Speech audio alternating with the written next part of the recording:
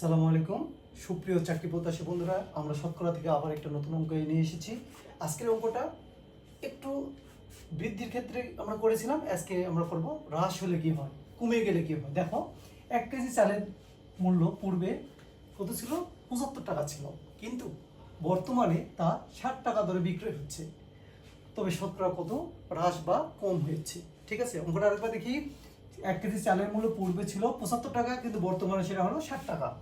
তাহলে কেজি প্রতি শতকরা কত?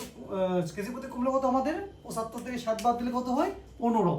75 বিয়োগ 60, তাই না? পূর্ব থেকে বর্তমান বাদ দিলে হ্রাস পেয়েছে কত আমাদের দেখি? 15 টাকা হ্রাস পেল, তাই না? তাহলে শতকরা কত হ্রাস পেল? এই যে 15 টাকা হ্রাস পেয়েছে, এটা কি 60 টাকায় হ্রাস পেয়েছে না 75 টাকা থেকে কমেছে? বলো তো। অবশ্যই 75 থেকে কমেছে, তাই না? তাহলে শতকরা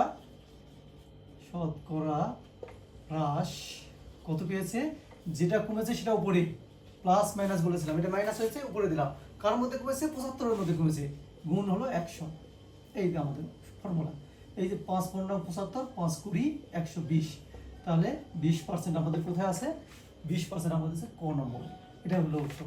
বন্ধুরা, এই অঙ্কটাও বাসায় প্র্যাকটিস করো। পরবর্তী নতুন অঙ্ক পাওয়ার জন্য চ্যানেলটাকে সাবস্ক্রাইব করে রাখো। সবার আগে তুমি পেয়ে যাবে আমার এই সলিউশনগুলো। ধন্যবাদ। আল্লাহ হাফেজ।